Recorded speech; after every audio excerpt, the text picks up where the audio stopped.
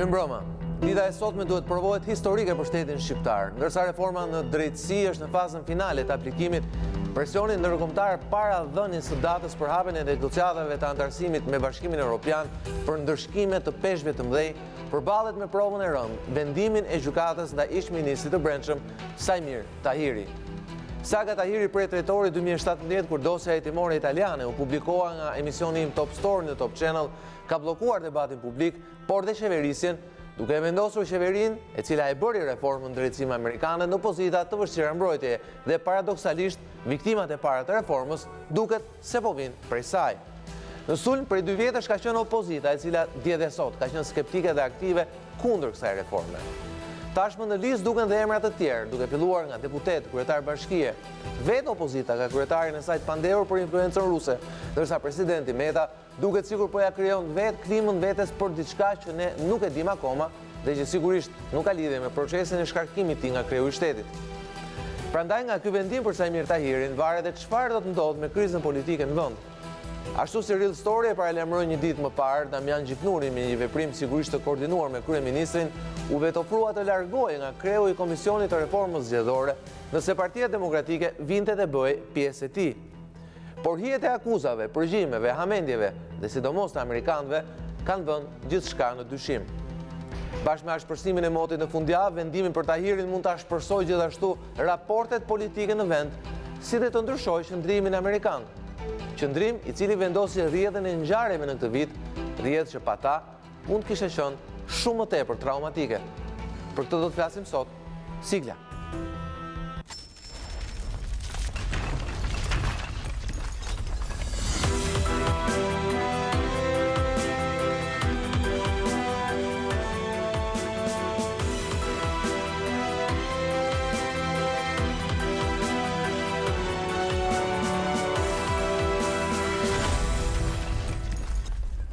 Mirë se vini në RealStory, por pa humbur kohë, përpara se të prezantoj të panelin tim të nderuar të ftuarve, do doja të lidhesha menjëherë me gjykatën e krimeve të rënda, aty ku prej orës 1 të drekës në dhomën e Këshillimit 3 gjyqtarët janë mbledhur, duhet ta jepnin vendimin në orën 4, ora është 9, pra kanë kaluar 5 orë.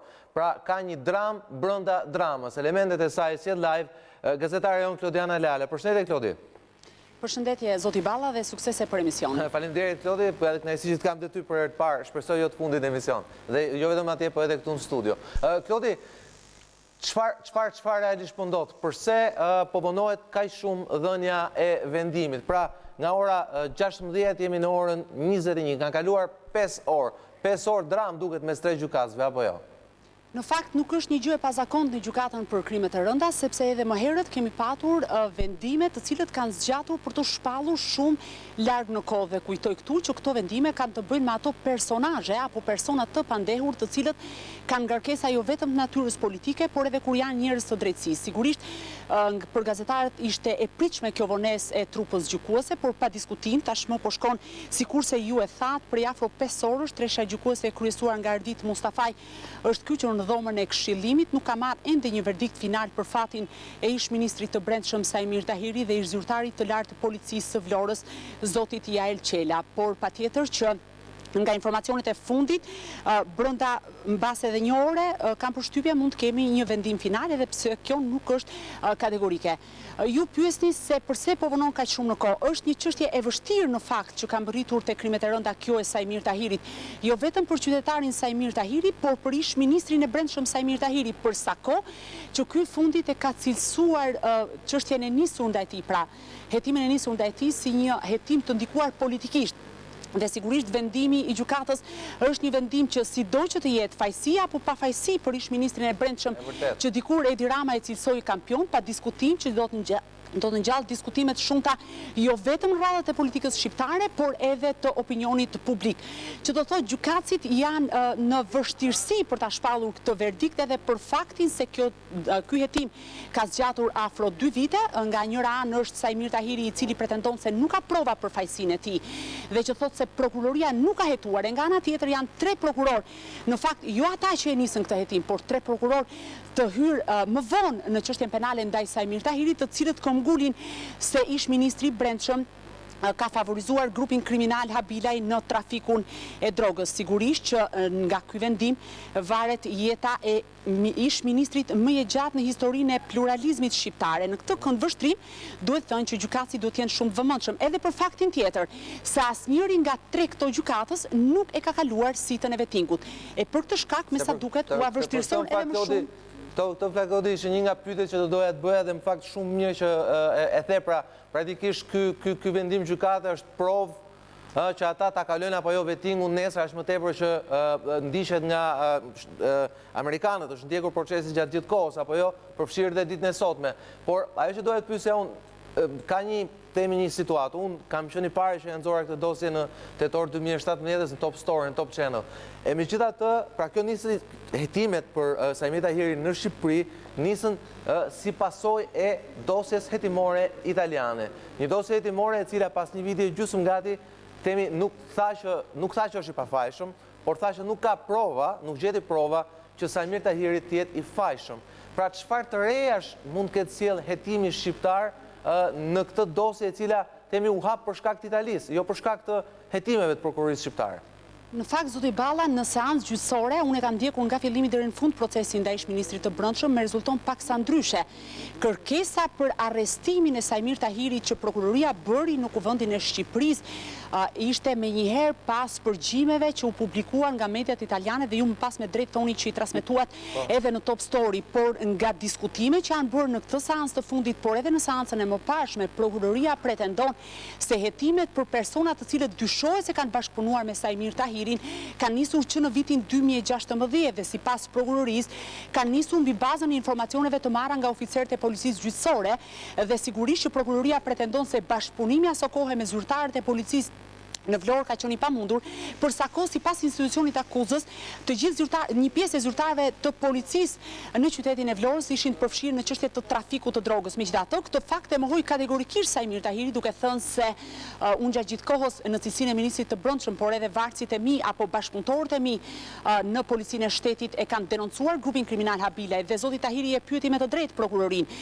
Si ka mundësi që ju më akuzoni si favorizues grupit kriminal, për sa kohë që jam pikërisht unë njeriu dhe varësit e mi apo bashkëpunëtorët e mi që e kanë denoncuar, por prokuroria e mohoi këtë fakt. Për të ndalur në 3 pika kryesore, për çfarë e akuzon konkretisht prokuroria për krimet e rënda ish-ministrin e Brendshëm? Në fakt ndalet te një pikë kryesore, që është shitja e makinës shtetasit Artan Habilaj, i cili është vëllai i Mojsi Habilajt, njeriu që konsiderohet si kreu i grupit kriminal. Dhe më pas këtë makinë zoti Tahiri e ka përdorur një vit më vonë, në vitin 2014 për të udhëtuar në drejtim të Greqisë. Ndërkohë që duhet theksoj që aso kohë Sajmir Tahiri ka udhëtuar me një skaf në emër të shtetasit Orges Liperi, i cili rezulton të jetë një biznesmen i njohur në vend. Skafi ka psuar defekt dhe sipas prokurorisë Sajmir Tahiri ka kontaktuar një zyrtar të policisë për ta ndihmuar në riparimin e skafit. Në momentin që kjo nuk është bërë e mundur, thot prokuroria, Sajmir Tahiri e ka lënë skafin në duart e personave pjesë e grupit kriminal Habilaj dhe konkretisht prokuroria këmbgur se është shtetasi Mojsi Habilaj, i cilësuar fajtor nga gjykata e Katanjas, i cili e ka marrë skafin pas shumë debatesh në portin e Durrësit për ta dërguar në drejtim të Brindisit dhe atje ka paguar edhe të gjitha shpenzimet për riparimin. Por a janë këto faktet mjaftueshme për ta dënuar Sajmir Tahirin? Me këto 3 akuza super të rënda, apo jo? Akuzat janë super të 3 janë super të rënda. Duhet theksuar që nëse cilësohet fajtor, tashmë prokuroria ka kërkuar dënimin, por megjithatë rrezikonte deri në 15 vite burgim. Në fakt ka 3 mundësi. Dënimi për akuzën e trafikut të drogës në kuadër të grupit, dënimi duke rikualifikuar personalisht gjykata, pra veç gjykata, veprën penale që mund t'jap një dënim të ndryshëm për një vepër tjetër penale, për shembull siç është shpërdorimi i detyrës apo pafajësia. Është një vendim që i mban të gjithë në ethe, sigurisht Sajmir Tahiri vetëm pak orë është larguar, pra nga ora 12 deri në orën 15 u largua nga ambientet e gjykatës dhe nga rreth orës 15 është rikthyer në këto ambiente dhe për asnjë moment bashkë me avokatin dhe mbështetësit e tij nuk ka lëvizur dhe sigurisht është në ankth, pa diskutim që edhe në bisedat me gazetarët ai është interesuar të kuptojë dhe perceptimin që është në publik për çështjen e tij. Por mbetet të presim verdiktin që zoti Ardit Mustafaj në cilësinë e kryetarit të trupës gjykuese do të shpallë mbrëmjen e sotme, besoj që tjetë... Klodi se s'duhet mbaj shumë se e di që je ftuar në një tjetër emision televiziv në një televizion tjetër. Kisha konfirmuar në fakt zoti Balla? Jo, nuk ka problem. Jo, realisht e di që jetë dhe nuk duhet të të pengoj, por realisht duket që vendimi është i vështirësuar dhe nga fakti që temi ambasadori më parshëm amerikan thuajse ja ka dhënë dënimin, pra zoti Donald Lu, 2-3 vite më parë, thuajse ja dha vendimin Saimir Tahirit, apo jo. Pra presioni amerikan, aq më tepër në kuadër edhe të përmbylljes reformës në drejtësi, duket që mund të jetë gjithashtu një faktor i rëndësishëm që po vonon temi marrjen e një vendimi konsensual ose spaku të 2+1 gjykatësve, apo jo. Me sa e kuptova pyetjen, po më thoni që a do të bëhet Saimir Tahiri kokë turku për çështjen e negociatave dhe a është ky një vendim i paracaktuar? Se sa për negociatat është më tepër një provë se drejtësia në këtë vend po funksionon, por a mund të funksionojë drejtësia edhe pa pasur prova, pavarësisht që ne gjithë duam që krimi dhe korrupsioni, sidomos i lidhur me politikën, të ndëshkohet. Së pari, zoti Balla, unë nuk dua të paragjykoj vendimin e gjykatës, pa ajo çfarë dua të them lidhet me faktin që përfaqësuesit e ambasadës amerikane dhe jo vetëm bërin në gjykatën për krimet e rënda prej disa kohësh në mënyrë permanente për të ndjekur dhe vëzhguar nga afër procese që sikurse e theksova më herët kanë ngarkesa politike. Që do thotë kanë ndjekur çështjen e Kelmend Balilit, kanë ndjekur më herët çështjen e Emiliano Shullazit, janë duke monitoruar nga afër procesin për Saimir Tahirin dhe sigurisht që kanë përshtypjen janë të interesuar për të mësuar për fatin e ish ministrit të brendshëm.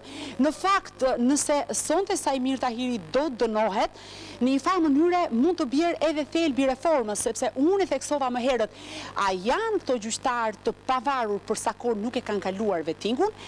Nisja e procesit të reformimit tërësor sistemi drejtësisë nisi pikërisht për faktin për t'ju dhënë pavarësi të plot gjyqtarëve dhe prokurorëve në Republikën e Shqipërisë. Fakti që vettingu po vonon dhe akoma nuk ka kaluar një pjesë e mirë e gjyqtarëve dhe prokurorëve në sitën e rivlerësimit kalimtar ose testin e trefisht të kontrollit, sikurse ne e kemi cilësuar ne gazetarët pa diskutim që e bën të diskutueshëm këtë vendim. Megjithatë, sa herë ka patur prani të përfaqësuesve të ambasadës amerikane, është shoqëruar me vendim, por nuk mund të paragjykoj, për shembull, kishte apo jo prova për Emiliano Shullazin, për sa kohë nuk është shprehur apeli, kishte apo jo prova për dënuar Kelmend Balilin, për sa kohë nuk ka një verdikt të apelit, që do thotë edhe në rastin konkret, do duhet pavarësisht verdiktit që do t'jap gjykata e shkallës së parë, do duhet të presim përfundimisht shkallën e dytë për të kuptuar nëse realisht Saimir Tahiri është ose jo i fajshëm. Pyetja fundit, teknike, e zëm, një nga variantet është që ai dënohet, pra merr dënimin, nuk po themi sa dhe për cilën nga akuzat. Çfarë ndodh pasi disa avokat kanë folur që ai do të jetë i lirë deri në marrjen e vendimit nga gjykata e apelit, apo jo? Po a ka një bazë të vërtetë këtu?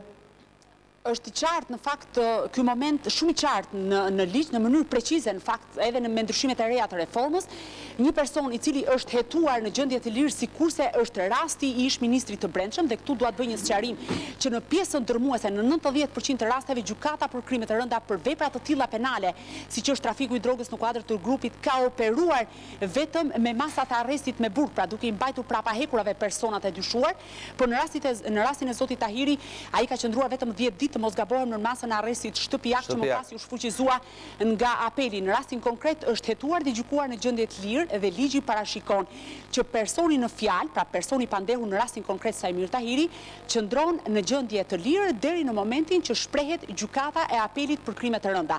Nëse gjykata e apelit për krime të rënda jep një vendim fajësie, Saimir Tahiri, nëse kjo do të ndodh, mund të arrestohet që në sallën e gjyqit, por deri atëherë kjo gjë nuk mund të ndodh. Dhe duhet të them që në rastin konkret për ta përmbyllur, nëse Saimir Tahiri shpallet i pafajshëm, do duhet shikohet vendimi i prokurorisë nëse do të apelojë këtë çështje apo jo, dhe më pas do të kuptohet më mirë nëse realisht prokurorët vepruan të pavarur apo ishin detyruar për të kërkuar dënimin për sa kohë e iniciuan këtë çështje që kryet herës. Klodiana Lala e News 24, falenderoj shumë për këtë sqarim të gjatë të hollësishëm të çështjes. Falenderoj shumë që ishe me ne. Klodiana Lala live nga gjykata e krimeve të rënda në Tiranë. Por nëse vendimi do të merret dhe do të publikohet brenda temi orarit të emisionit, do të kemi një lidhje direkte. Sigurisht News 24 është televizion lajmesh, kështu që lajmin do ta merrni në vesh në këtë rast edhe pas emisionit tim. Pa më kohë prezantoj të ftuarit, kam kënaqësi të kem për herë të parë në emisionet e mia dhe ky është breaking news. Fatos Lubonja, përshëndetje Lubonja. Faleminderit që jeni me mua sonte në RealStory në këtë ditë shumë të rëndësishme të toja. Falenderoj Skënder Minxhozin nga Java News Pjesa. Përshëndetje Skënder. Alfred Pjesa, përshëndetje Alfred. Faleminderit që jeni me mua sot. Alfred Lelën, i cili shfaqet me ngjyrat e rilindjes. Në batut ishte kjo. Ngjyrat e rastësisë, tradhtisë. Kush e bardhëzi çmon si doj, po janë të Më thonë që ke problem me mikrofonin, kështu që do të detyrojmë ta fjalën më pak fillim sa të rregullohet mikrofoni i fundit, por jo për nga rëndësia. Robert Rakiplari, drejtori informacioni News 24. Faleminderit Berti që jemi me mua sonte. Ndërkohë që unë flisja me Klodiana Lalën, shkruan ditar Hysi, që është dhe avokati i Nezar Seitit, ose financierit të supozuar të grupit terrorist të grupit Abilaj, pra, që i bie që tjetë organizuar sipas akuzës nga vetë Sajmir Tahiri. Ai thotë që mbrojtës ligjore i Nezar Seitit, antar i grupit Abilaj, po të garantojë me përgjegjësi ligjore, që s'ka asnjë fakt të sigurt që të ngarkojë Sajmir Tahirin fajtor, do të jetë dram për sistemin nëse ka fajsi. Zoti Luboja, jeni dakord me këtë?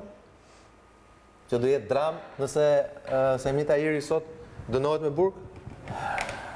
Apo do jetë dram e kundërta? Ndër shumë drama që ka pas Shqipëria është një dram e vogël, po edhe unë jam dakord me atë që thot avokati, me asa kam dëgjuar unë, që ato provat që janë dhënë nga prokuroria nuk janë të mjaftueshme. Por kjo nuk është se e çfajson Sajmir Tahirin, sipas mendimit tim. Nga që ka ndodhur në përgjithësi në vend. Sepse mendimi im është që prokuroria nuk ka hetuar si duhet. Pastaj hajde ta debatojmë pse nuk ka hetuar si duhet.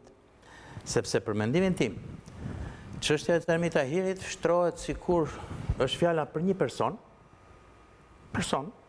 pavarësisht se minit, po person, është apo s'është pjesëtar i një grupi kriminal. Dhe fakti. Organizator, akuza është për organizator. Aq më tepër organizator. Domethënë, është apo s'është dhe provat që ky jo ka marrë makinën këtij, ja ka dhënë këtij, ka shkuar atje, nuk janë të mjaftueshme për të treguar që ky është.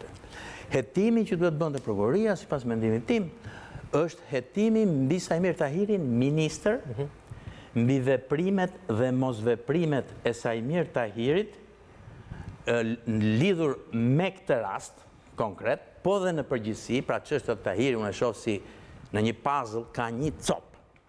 Po e vërteta qëndron tek e tëra, duhet parë të tërën, e vërteta thot Hegeli qëndron tek e tëra, jo tek copa, tek pjesa. Tashi në këtë puzzle, djalli fshihet në detajet.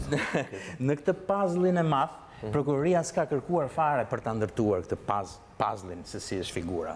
Për shembull, nga gjithë ato që kam dëgjuar unë për Sajmir Tahirin, dhe kemi parë vetëm gjërat që kanë dalë nëpër media, ndërkohë që prokuroria duhet futet në thellësi, apo të ketë shumë më tepër se aq. Shumë më tepër se aq. Gjëja më skandaloze për mua ka qenë trajtimi i atij Zaganit. Tashi gjithë detajet nuk i kujtoj, por trajtimi i Zaganit Zagani ishte njeriu që po hetonte mbi këta njerëz. Ai që zbuloi dhe e detyruan të iki, e kërcënuan, domethënë ka një tërësi dhe unë nuk di që prokuroria ta ketë marrë qoftë në pyetje këtë për Po ishte në lidhje një 24. Tha që unë jam dëshmia e gjallë e këtij njeriu dhe ka thirrë njeriu më thotë më kërkoj asgjë. Për shembull, domethënë në këtë aspekt kjo është çështja. Pra unë mendoj që halt të dënohet, halt mos dënohet, e kanë të gjithë, është shumë komplekse, nuk e domethënë mund ta debatojmë gjatë, po kjo është e para. Ka çështje që në gjallë debat edhe po u dënua dhe po s'u dënua. Po pra, sepse edhe vetë tashi këtu është puna, ka një urdhër se ju përmendët disa herë amerikanët. Realiteti ky është, pastaj na pëlqen s'ta pëlqen është çështje tjetër, po. Janë. Por nuk mundet të dënosh pa prova, sa të ai O.J. Simpson në Amerikë, nëse ke parasysh, e dinin gjithë që e kishte vrarë atë gruan, po provat doli pa fajshëm. Atëherë, ose duhet t'i kërkojnë prokurorisë pse s'ke jetuar dhe pse s'ke shkuar gjë në fund, dhe këtu pse s'kan shkuar gjë në fund, prokuroria është çështje e madhe për mua. Lidhet me politikën. Ai është pjesë e një organizate që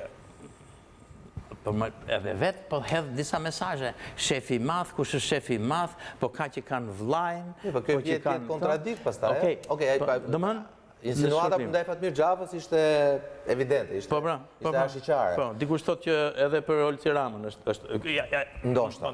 Ndoshta, po ka përshtymin që ajo duket ndaj Fatmir Xhafës, po. Gjithë show që bën këta, për të thënë që po luftojmë kanabizimin e gjitha gjëra u demaskua, Shqipëria pati një kanabizim, lidhjet e tij me policinë, që si thade Lala, domethënë njerëzit që ka emëruar, njerëzit që u larguan, që u ikën për të mos u arrestuar.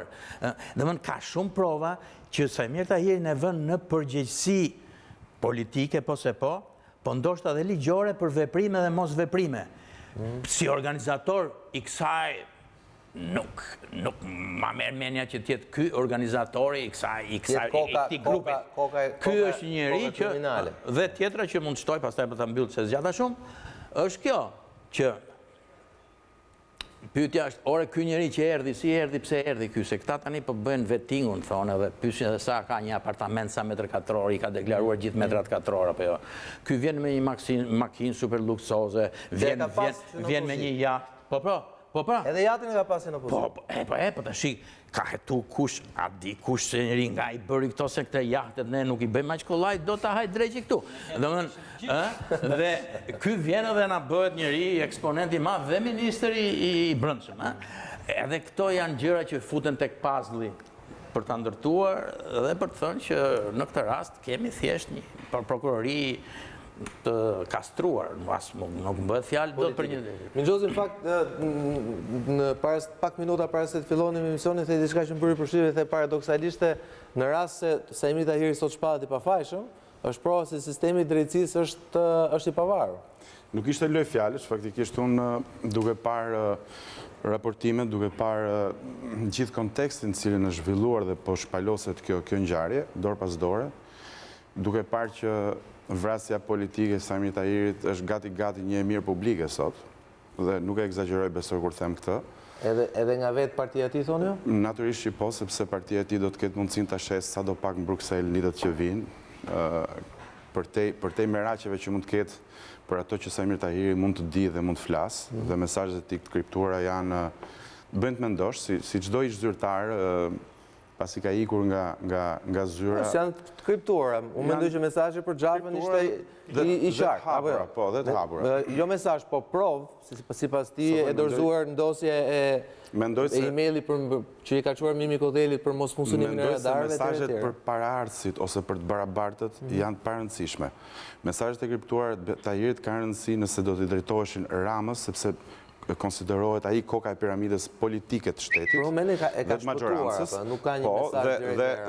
Dhe po që të vite ka që po thoja, kontekstin cilin Tahiri po gjykohet dhe eventualisht po dënohet, është pra është si të thuash një provë për reformën drejtësi e cila duket sikur nëse do të dështoj me Tahirin, do të filloj me këmbën e majtë dhe jo të djathën, për integrimin evropian i cili me datë 18 tetor pret marrë një përgjigje dhe ku duke filluar nga Tusku që erdhi në Tiranë dhe deri te Hani që fliste dje për Euronewsin hapur fare në Shqipëri, ne presim peshqit e mdhej, një 4-5 ambasador përfshi dhe të ngarkuarën aktuale Amerikan kërësisht, cilët kanë qenë shumë të hapur me çështjen e korrupsionit dhe me nevojën e arrestimit të niveleve të larta të zyrtarëve, me faktin që gjyqtarët janë në proces vetimi dhe për mua më duket një rrethan, nëse do të ishte avokati i tim, duket një rrethan e padrejtë që njerëz të paçliruar mendrisht dhe institucionalisht me statusin e tyre dhe të pakaluar në atë filtr. Nuk mund mos e shohim si një pikë dobët tyre dhe ne e tham këtë këtu që ata njerëz janë të pakaluar. Patjetër. Ata, do me thënë, marrin një notë më të mirë nëse i tregohen më tashpër dhe eventualisht një notë më të keqe, sidomos kur ke dhe ambasadat në sallë. Ky është problemi. Pra, gjitha këto element mua më bëjnë të them që nuk janë shumë të lumtur ata 3 gjyqtarë që sonte në dhomë këshillimi, po vendosin një ngjarje në këtë kontekst dhe në këto kushte. Në këtë kontekst ndërkombëtar për Shqipërinë, por edhe në këtë kontekst të brendshëm, ku pak a shumë, kush më pak, Samir Tahirin politikisht e duan sonte të vdekur ose të dëmtuar rënd. Pra, do ta donte qeveria, siç thash, në mënyrë që të dilte dhe të rrihte gjoksin minimalisht për të thënë unë po e dënoj njërit timin, ndërkohë që në shkuarën pala tjetër, kur ka qenë qeveri, thoshte Lazarati është vendimi im politik dhe ashtu është një muhabet, ndërkohë që unë këtë zyrtar të nivelit lartë nuk e pengova që të shkoj drejt qelis, eventualisht. Pala kundërshtare që natyrisht do të provoj teorinë që është e vërtet, që tha Fatosi, të kanabizimit Shqipërisë, për të thënë se koka e institucionit që duhet ta luftonte sot gjendet i dënuar nga drejtësia, pra nga një palë tretë e paanshme, që është gjykata, dhe ndërkombëtarët cilët do të ishin shumë të lumtur dhe besoj unë e kanë shitur kolektivisht tashmë Samir Tahirin. Po, zoti Lu e ka thënë. Edhe për faktin edhe për faktin që e kujtoj dhe besoj e sjell këtu dhe e konsideroj një element rëndësishëm, që Samir Tahiri sot ka valencë politike zero. Në çdo kontekst, dhe më e famshme rrethan është e Berlusconit që thoshte zbritan në fushë sepse po të mos zbrisja do vrisnin, që në 94-ën. Pra, çdo njeri që ka marrë një guack politike, ka marrë dhe një imunitet. Samir Tahiri sot politikisht vlen zero, në sensin që nuk është inkuadruar në asnjë forcë politike dhe bën një betejë vetmitare në një sens. Pra, është e vështirë të mendohet se çfarë vendimi do dalë, por natyrisht elementet për të menduar që ky vendim po del nën presion, cili do qoftë ai, janë që të gjithë. Natyrisht presioni është për ta dënuar dhe ndofta nëse del një vendim pafajësie që do të ishte i habitshëm për shkak edhe të stekës që ka ngritur prokuroria se 12 vjet nuk janë pak dhe kujtojmë që kalkulimet e viteve kur flet organi i akuzës kanë të bëjnë indirekt edhe me vendimet që detyrohet t'jap gjykata më pas, sepse nuk mund ta dënosh tjetrin, le të themi, 30 vjet dhe ta nxjerrësh sikur s'ka ndodhur asgjë pafajshëm sa në gjyqi. Do të thotë, pra, është një kuadër shumë i mbingarkuar me element dhe unë këtë vonesën pesorshe e kuptoj, edhe e mirë kuptoj, se vendimi që do marrin ata persona është vërtet shumë i vështirë. Atëherë, paradoksalisht, Robert, është zero politikisht Samir Tahiri, po dosja Tahiri paradoksalisht duket se po merr vlera maksimale në këto orë, apo jo? Sokol, çështja që duhet dëgjuar edhe me respekt kolegun Mingjozi, problemi që ndron këtu, sipas meje, ka dy element me këtë çështje. E para, që kjo drejtësi që kemi sot, pra kjo prokurori, kjo gjykatë e tjerë, është një prokurori dhe gjykatë e cila nuk është ndikuar nga të pak minimalisht nga opozita, të themi, pra është një prokurori, një gjykatë që kryesisht ka shprehur, ka shfaqur tendenca të dominimit nga maxhoranca aktuale, por nga ana tjetër, Tahiri është mbrojtur nga maxhoranca. Jemi të qartë, sepse prokuroria ka kërkuar arrestimin e tij dhe maxhoranca aktuale përpara. Dhe maxhoranca aktuale ka bërë të gjitha pra ka bërë çdo lloj sakrifice të mundshme politike etj që Tahiri të mos arrestohej, pra Tahiri të mos ishte në burg, por të gjykohej në gjendje të lirë. Dhe këto tre akuza që ka Tahiri sot, pra për grup strukturar kriminal, trafik droge etj, me sa njoh unë jurisprudencën ndërkombëtare, nuk mund të ekzistojë një person që të ketë akuza kaq të rënda dhe të gjykohet i lirë. Pra në kjo pikpamje këtu paradokset sa vinë dhe shtohen në kjo pikpamje. Dhe ajo që mendoj është fakti është ky që pra nga njëra anë ne kemi faktin politik, pra faktin që Shqipëria në vitet kur Samir Tahiri ishte ministri i brendshëm u kanabizua, pas zhdukjes Lazaratit, Shqipëri, po Lazarati ishte absolutisht, Lazarati dhe pjesë të tjera të Shqipërisë ishin mbyllur njërin sy nga qeveria e zotit Berisha. Por mëtej pastaj ajo u bë një projekt kombëtar ku u mbush gjithë Shqipëria me kanabis. Kjo gjë u mohua nga kryeministri, u mohua nga maxhoranca, u pohua më vonë që ekzistonte. Samir Tahiri ishte ministri kampion, ministri më i mirë i brendshëm që kishte pasur Shqipëria ndonjëherë. Pastaj Samir Tahiri sot ka një proces që gjykohet. Tani çështja që ndron këtu, që pra faktin politik ose faktin penal të themi, nuk e di se si mund ta quajmë, që Shqipëria ishte mbushur me kanabis dhe ky zotëria ishte ministri i brendshëm, këtë e kemi. Nëse Samir Tahiri ka marrë, siç akuzon prokuroria, ka marrë pjesë në grup strukturar kriminal, ka shkuar, ka trafikuar vetë drogë etj, këtë nuk e di. Pastaj kjo është një histori tjetër. Kjo është një çështje që duhet të caktojnë ata gjykatësit që janë aty sot, edhe duhet të japin vendimin. Por të themi ne sot që gjykata po jep një vendim nën presion për një person që minimalisht shpërdorimi i detyrës për mua është i qartë fare dhe nuk një prokuror me 5 klasë shkollë mund ta bënte, kjo nuk shkon. Por pjesa tjetër pastaj, pjesa akuzave. Presioni është, qoftë edhe presioni është presion. Sigurisht, kuptoni fjalën presion, se presioni është. Presioni është, pse është presioni, sepse në këtë vend ne nuk kemi parë ndëshkueshmëri, nuk kemi parë dënime të pavarura. Për ato që janë dhënë dënime. Pra drejtësia këtu deri tani duhet të ketë një dënim të nivelit lart. Që të themi se po fillon kjo punë në fund se plasëm. Po sigurisht ky është pa diskutim. Është presion pozitiv, po është presion. Është vërtet. Turma pret litarin edhe vazhdon. Kjo është e vërteta.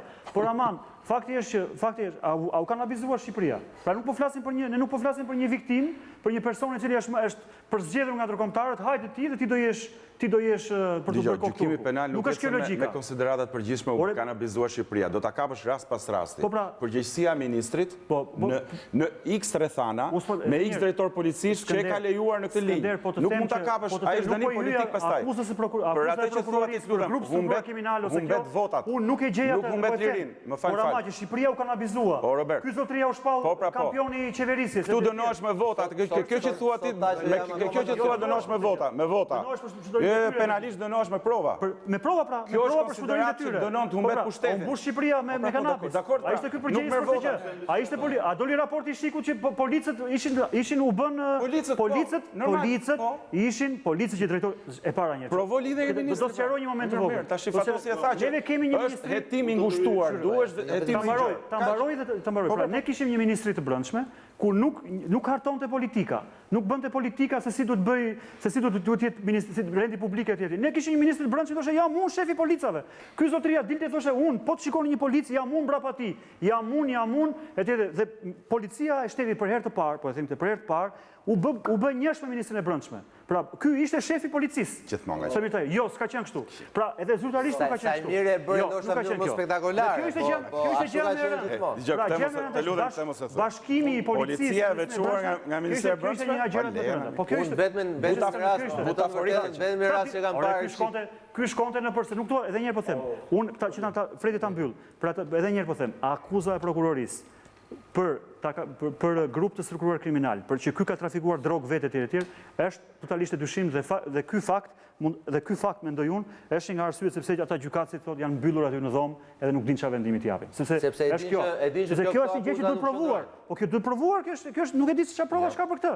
Këtë po e themi. Por aman. Po e pranum pra. Po pra, dakor pra. Por aman themi që ky është një viktim që është marrë nga shkapu përveshit për të s'u ta themi dot. Absolutisht. Shiko, nëse duam bë një shikim ka gjërë sa që urrejke të bëje, do të bim dakord dhe t'jemi pakën të ndershëm me njëri tjetër se jemi gjithë profesionistë në këtë tavolinë dhe të pranojmë një gjë që Sali Berisha i doli dhe tha që Lazaratin e kam lejuar me koshiencë. Absolutisht po. Pra ishte një projekt politik për të lejuar kanabisin në një zonë të tërë e cila u bë simbol reportazhit në gjithë botën. E dyta, në periudhën kur Sali Berisha ishte kryeministër, mos harrot çështjen e 21 janarit, kur nuk lejoi arrestimin e zinxhirit komandues të Gardës së Republikës me 6 vendimet e prokurorisë, gjë që një sekond do ta them pra. Një sekond pra, do ta them kush dhe filloi pastaj luftën kundër prokurores përgjithshme, lavirja e bulevardit, kundër presidentit të Republikës, e kështu me radhë dhe të gjithë e dim se çfarë ndodhi.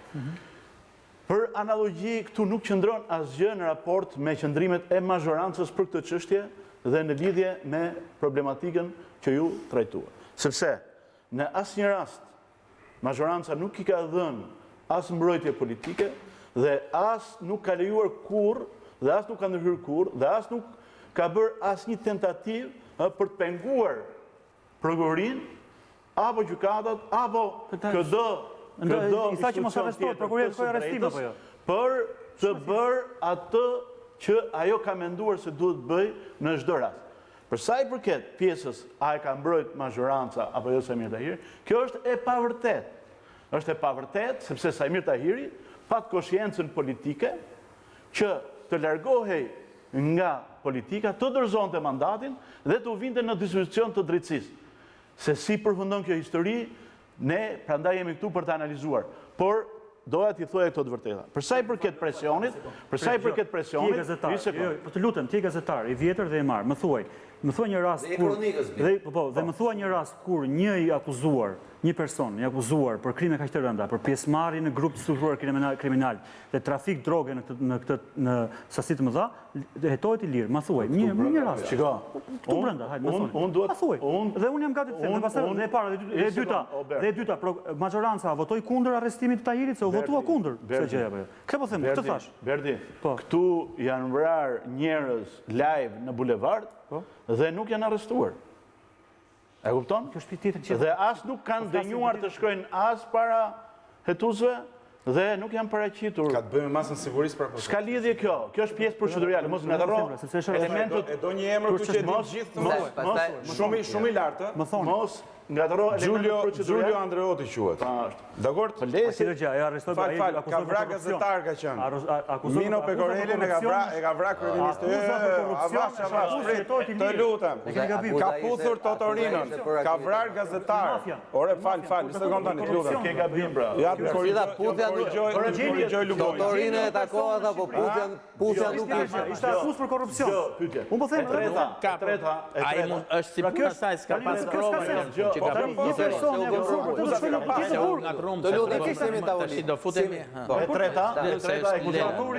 E treta, ti thon gjithë prokurorët, se u diskutua që ka kërkuar prokuroria 12 vjet etj.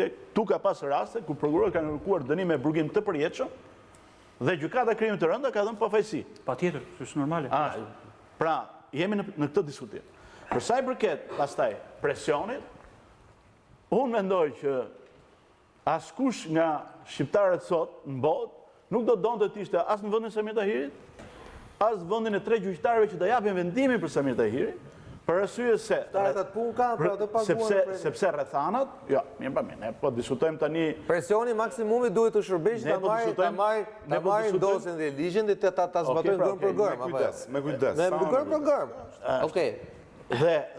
Dhe po flasim për një rast ku është bërë një gjyq dhe janë dhënë vendime publike, është bërë një gjyq dhe janë dhënë vendime mediatike, është bërë një gjyq dhe janë dhënë vendime politike, është bërë një gjyq dhe janë dhënë vendime opozitare, është bërë një gjyq dhe janë dhënë vendime popullore, është bërë një gjyq dhe janë dhënë vendime të gjitha llojeve të karaktereve, përveç asaj dhe atij institucioni që ja jep në të vërtetë vendimin, që është vendimi juridik nga një trup e rregull gjykuese, siç është ajo që për pak minuta, më thanë që zoti Tahiri ka hyrë tani në sallë dhe po pret vendimin. E kemi lidhen gati. Dhe ne kemi durimin dhe pak minuta ta presim dhe ta gjykojmë me ftohtësinë që ne po ja kërkojmë tani edhe gjyqtarëve si profesionistë janë, edhe ne profesionistë në fushën tonë, që ta japin verdiktin ashtu siç ai është në të vërtetë. Okej, po Lela. Jepi në rastin kur pala e pandehur, që në këtë rast është majoranca dhe Samir Tahiri, paradoksalisht duan të bëjnë dy gjëra që janë të pamundura, të pakën të bëjnë të dyja bashkë. Duan të shpëtojnë përgjegjësisë politike, po duan të shpëtojnë në ndëshkimit penal. Duhej marrë njëra ose tjetra. Në mungesë të marrjes së përgjegjësisë politike, që majoranca nuk është takuar kurkund me të, nuk ka dashur ta njohë, ta di, ta trajtoj, kemi ardhur këtu tek për një përgjegjësi ose një ndëshkueshmëri penale. Dhe tani njëra ose tjetra duhet ndodhë. Dhe ky është fati i tmerrshëm i Samir Tahirit, pa dashur pa dashur ta hedhim, se po e shoh që kemi dhe tendencën për ta hedhur vetën në këtë në prerjen e mëshirës, për të thënë që tregojmë të mëshirshëm tani, sepse ai është aty ku është, jo si Samir Tahiri. Ai është aty ku është si ministri i brendshëm, që në papjekurinë ministri më i gjatë i brendshëm, i cili që i papjekur mjaftueshëm sa ta mendonte veten si ministri i përjetshëm i brendshëm, dhe ja ku është 6 vjet pas pushtetit, në dyert e 3 gjyqtarëve që kanë ata hallin e vet. Duan ta kalojnë vetingun apo nuk duan ta kalojnë, se është edhe kjo, teatri bëhet absurd edhe me sistemin gjyqësor shqiptar. Ata tre kanë dy vendime për të marrë sonte ata. zotrinjt. Duan ta kalojnë vettingun për vete, ta kanë hallin e vet. Më shumë, domethënë, edhe fatkeqësisht, dhe kjo është një fatkeqësi tjetër e zotit Tahiri.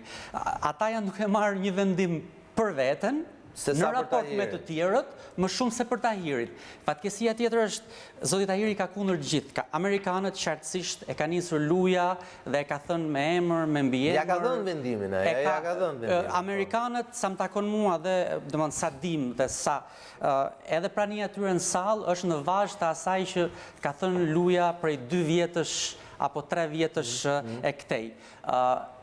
Opozita sigurisht do të dënuar zotin Tahiri sepse shet tek ai targetin kryesor të kanavizimit, për të përdorur termat e tyre, të kanavizimit të Shqipërisë. Edhe mazhoranca të bijem dakord. Se i duhet për 18 tetorin. I duhet për shumë gjëra, i duhet ta çlirojë këtë barr, pra se i duhet ta marrë një përgjegjësive. Nëse nuk mori përgjegjësinë politike, që nuk e ka marrë, i bie që të marrë një përgjegjësi penale. Rama thotë fitova zgjedhjet 2019. Dhe ndjes për termin e ha zoti Tahiri. Jo, desha se këtu unë mendoj që është pak për debat kjo. Ora e do majoranca Sajmir Tahirin për t'ja shitur ndërkombëtarëve dhe prandaj po bëhet ky gjyqi, se kjo është një teori që i duhet dënuar për treguar që peshqit e mëdhenj, po minut ta mbaroj se nuk dhe. Gjyqin duhet e bëri Llalla, dosin e hapi Llalla. Por mos harrojmë një gjë tjetër, se Skënderi tha është politikisht zero. Ka një problem, sepse nuk e mbrojtën kot deri në fund Sajmir Tahirin, se u mendoj që e mbrojtën Sajmir Tahirin, gjersa nuk e lanë atëherë në fillim që ta arrestoje, pastaj ndonë se e hoqën, po fillimisht bile, domethënë ka pas pozicionin çik ambigue në fillim. Njerë Rama tha që një pemë shtrëmbur, nëse u kujtohet, pastaj e mbrojti, pastaj, tani çështja është këtu që prova se u dënu një ministër, pra doli që ishte e vërtetë që ky që nga trafikant, është ka anën tjetër medaljes, domethënë prit se ja u vërtetu që shiko ky. Dhe në ç'kontekst kontekst do ta shikojmë ne këtë, që një ministër pas ka qenë emëruar duke qenë trafikant, në kontekstin ku na del kryebashkiaku i Shkodrës, i me krime trafikanta ku di unë, në kontekst ku na del ky Vaudejës, në kontekstin ku na del Vangjush Dako, Andematane, në gjitha këto. Dhe në këtë aspekt, këtu është një halli madh për majorancën, që dënimi këtia, këta që nga e vërteta jo, që pas kanë kriju një organizat me gjithë krimin. Akuza shkon më lartë. Padyshim. Kështu që nuk është nuk jam aq i sigurt se e duan sepse mund doni edhe këtë. Ja më shikon, neve çuam, u hetua, doli pa fajshëm. Edhe ja gjitha fjalët kot. Mund të jetë dhe kjo qasje që për ta diskutuar, se asun jam i sigurt, do të shikojmë se si ç'a do ndodhi, se e marrim kështu se ai presioni amerikan, pastaj se du të them diçka për presionin amerikan, se unë atë ambasadorin Luaj kam takuar një 2-3 herë kur ndodh kjo.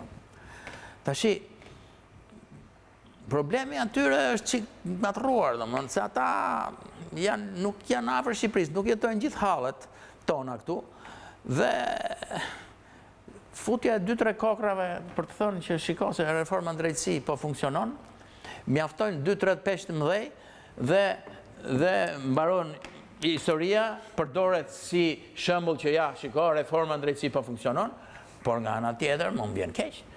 Po, e para njerë nëse ata rrinë aty ndjekin dhe shohin që ky dënohet me presionin e tyre pa prova, kjo s'është drejtësi e para për mua. E dyta nuk shohin ata se çfarë po ndodhe, nuk i bën këto lidhje ta, po Mir Tahiri këtu, po ky kryebashkiaku i Shkodrës këtu, po ky Vaudes atje, po ky atje, po ky atje. Domethënë, ky është problemi i madh, s'është problemi i individit Sajmir Tahiri. Po ky ndryrë po Lela se pse nuk e Ne jemi në hamendësimin që amerikanët, zoti Rubonja, e kanë dënuar në thonjza Tahirin duke i ditur sa gjëra. Në mbi këtë hamendësim dakordohemi me ta, duke ditur para se ta dinim ne, me anë të gjithë mjeteve që ata dinë më shumë se ne. Patjetër, në mbi këtë prezumim ne themi që ata janë aty dhe kanë dënuar pa edhe gjykata. Unë kam dëgjuar sa nga këta që... Po ta dinin që ata s'kan prova dhe po e dënojnë për këtë, sigurisht që nuk do, unë do isha i pari që mos isha dakord. Por Kam dëgjuar vetë për thonë, do fusim ja 2-3 veta edhe kjo do të pompohet edhe të Shqipëria të hynë në Europë. Kupton, mos këto se nuk bëjnë ata logjika kështu. Se vetëm ne i bëjmë këto.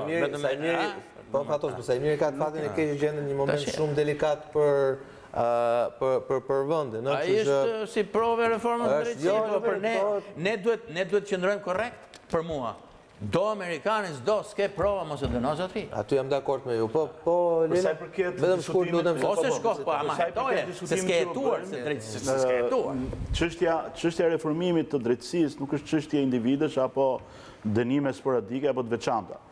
Është një çështje strukturore dhe është një çështje ku një sistem rindërtohet nga e para mbasi shëmbet një sistem i kalbur i 30 viteve të shkuara, sigurisht që nuk është çështje as vendimi vetëm për sonte apo për nesër dhe 2-3 vendime të tjera.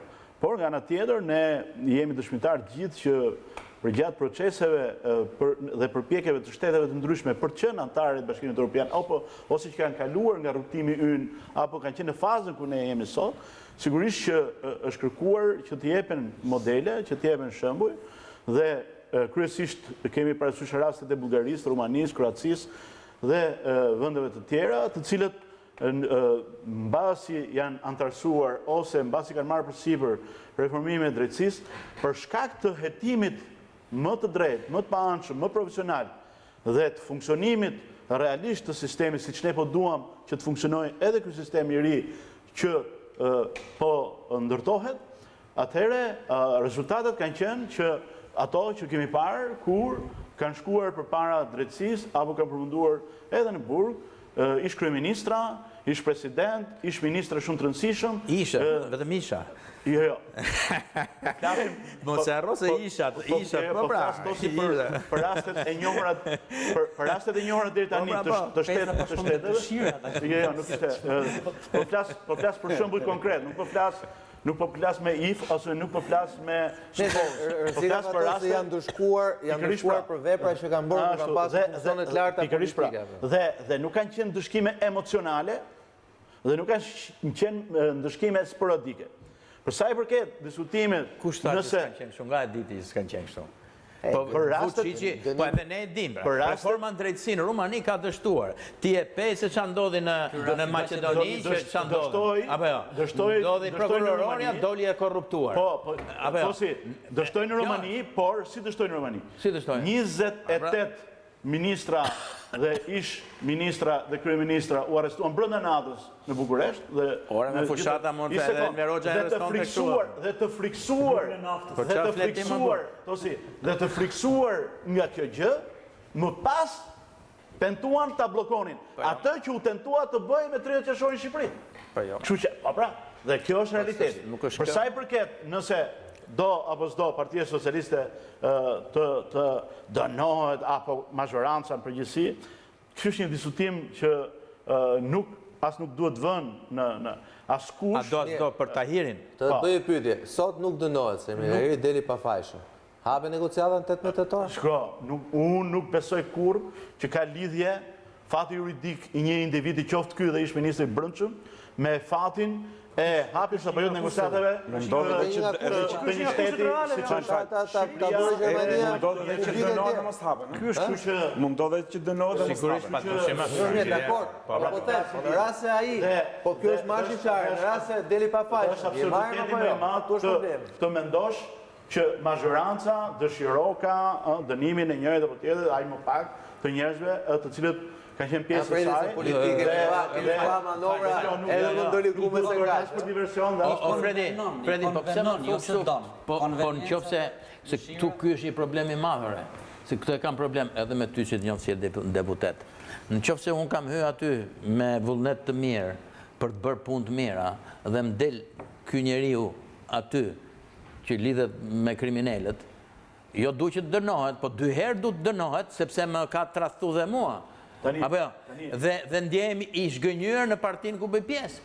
Apo jo, Tashi ky qëndrim pse ekziston fare aty ke juve. Se ju del ky i Shkodrës, thoni ishte një rast. Ju del ky i Vorës, thoni ishte një rast. Ju del ai Kavajës, ju del ky atëherë s'ka mund të ky Shiaku, del ai i Dibrës nuk është. Do të dënohet. Ore, për mua i keni zgjedhur ashtu njerëzit, i keni zgjedhur edhe Tahiri aty prandaj ka hyrë. Tre gjëra. Partia Socialiste nga 2013 deri sot në asnjë rast, por në asnjë rast nuk i ka dhënë mbrojtje dhe imunitet politik. I ka dhënë Tahirit. I ka dhënë Tahirit. Po i sekond. S'ka sekond. Ishte procedurë parlamentare. Të tha opozita që ky zotëria bën trafik, bën jo, s'është. Po jo më parë. Akuzoj Sagani, e morën në mbrojtje. Ç'është kjo? Iku tjetri domethënë iku kërkoi azil. Po ma lër më ta mbaroj. Mbaroj. Po pra po. Ma lër ta mbaroj. Po nuk të ndërprej asnjëherë. Dakor. Se kemi ardhur në shtëpi, dakor. Po s'ka si problema, jemi barabartë. Jemi në shtëpi. Thoj sa të shtëpia ime. Tani, se po diskutoja me Tosin. Pra, në asnjë rast nuk ka qenë në filozofinë e Partisë Socialiste që t'i japi imunitet dhe mbrojtje publike, politike, imunitare atyre që drejtësia ka ngritur akuza penale dhe i ka marrë zyrtarisht pandehur. Në asnjë rast. Në filozofinë e saj ka qenë që na duhen këta si janë forcë me kapitojnë. Ka mbrojtur Elvis Roshi. Ka mbrojtur Albert Dok. Ka mbrojtur Tahiri. Gjithë i ka marrë mbrojtje fillim. Pastaj në fund ta dalin keq. Të kanë ndërprerë A është vërtet apo jo? E dyta. A është vërtet? Të lutem tani pra. A do bëjmë marrëveshje fjalë? Dakor. Këtu jemi, do diskutojmë prapë çka. E dyta, kush jemi ne? Përpara se dali gjykata, themi që Samir Tahiri është i fajshëm. Nuk e tham. Kush po tham? Po se më fal. Me aq sa diun është i pasojat me këto prova. Me këto prova. Dakor. Nëse është prokuroria që s'ka hetuar po, e kërcënuar politikisht. Një sekond. Pikërisht pra. Tani, nëse ne asnjëri nga ne nuk e cilëson të fajshëm. Samir, jam dakord që për ne dhe sa t'jepet vendimin gjyqësor i formës prerë, në apel, ai cilësohet i fajshëm apo jo? Se kështu e ka procedurët e ligjit shqiptar. Pra, deri atëherë ai është i pafajshëm. Po Partia Socialiste, pse ta cilësoi të fajshëm të Samir Tahirin kur gjyqi i shkallës së dytë të arrijë të japi këtë vendim? Nuk ishte fare. Pra, jo se tha Tosi që A është e lumtur PS-ja që nëse sot dënohet Samir Tahiri, mos s'kani. Si mund të jetë e lumtur një parti, po pse ti je i lumtur që të dënohet ai? Jo, nuk jam e gjithë, nuk jam i lumtur për asnjëriu nëse bën burg. Po puna është se nëse ka bërë gjëra për të se Tosi e mban mend, ka qenë një versh në kohën e Enverit që thoshin që pak dhiru ngrit sot fshati, sa të madh kemi gëzim, arrestohet sot reshati të këndoj për sigurim. Pa pse tash në këtë histori do kthehemi prapë. Ne po diskutojmë gjatë ftohtë. Në mendje të thellë që dënohet për krime politike. Këtu bëhet fjalë për trafikantëre. Këtu bëhet fjalë për njerëz. Njerëz që kanë mbrojtur trafikantë. Ekzaktojmë ne apo gjykata? Po dakor, po trafiku i drogës është bërë fenomeni. Po fenomeni ka qenë. Ore zotrim. Po jo ai, mo fenomeni po flas. Fenomenin ta dënojmë në atë ditë, ne po flasim për Samir Tahirin. Ai tjetër gjë pastaj se. Ne po flasim për gjykata. Për fenomenin. Po, hajde ta dënojmë gjithë. Problemi është makina dhe e treta, unë gjykoj që duhet marrë i fund një kulturë e përhapur, kur e fundet që e thonë të fjala për këdo individ apo për çështje të ngritur në këtë vend është pikërisht ajo që do ta thotë e para, gjykatë. Ne ja mbarojmë gjitha, i bëjmë me balt, i shajmë, i bëjmë fajtor, i bëjmë kriminal, i bëjmë trafikant, gjithë. Nuk them vetëm për Samir Tahirin, por për shumë raste të tjera që bëhen publike. Dhe ne do duhet të krijojmë atë kulturë që ka bota, që presim vendimin gjyqësor të formës prerë. Nëse Samir Tahiri del fajtor, hajde ta analizojmë deri në fund dhe t'ia themi gjitha çfarë meriton. Por që ne mund të analizojmë pasojat e secilit prej vendimeve të mundshme. Patjetër, pra shohim mbyllim emisionet dhe rrim shtëpi. Patjetër, shohim vetëm live për ta hapur 24. Por kjo do ta pranojmë që është një kulturë shumë e përhapur, ku i bëhen gjyqjet. Nesër doli i pafajshëm. Jo Samir Tahiri, por një tjetër si Samiri që ku mbetet gjithë ajo balë, gjithë ajo. Ska lidhje, politika është perceptim, Fredi. Politika është perceptim. Në politikë mund të dënohesh nga perceptimi, kaq, mirëpafshim. Një moment lutem. Fredi, të dëgjova me vëmendje dhe çështja është këtu. janë dy procese. Pra, gjithë ne që jemi në jetën publike, po këta që paguhen me taksat tona, siç është ministra, deputetet e tjerë, janë dy momente që gjykohen nga publiku. Është momenti juridik, pra momenti penal, që e ka gjykata, dhe është momenti politik dhe momenti i opinionit publik. Tani, fakti, tani më lër ta mbaroj tani sepse unë po themi, opozita zotëri ka akuzuar që nga 2015 dhe këte kanë zirë raporte, fakte e tjere, që në Shqipëria po mbushet me kanabis, që po vinë avion droge, që po shkon drogë në Itali e tjera e tjera e tjera. Majoranca, Samita ishte i pari që hidhe për pjetë, nuk është e vërtet. Dhe në ka hedhur hi syvene, e kupton, ky është një problemi madh. Se thoshin gënjenin, kanë gënjyer zotëri, ta pranojnë që kanë gënjyer para publikut. Kryeministri, ministri vetë i brendshëm. Dhe jo vetëm që nuk e pranonin këtë gjë, po thoshin që ky është neve kemi luftuar këtë gjë. Pra ata thoshin, hidhin dhe balt mbi ata që ngrihin akuza. Doli e vërtet kjo gjë, e pranuan më në fund.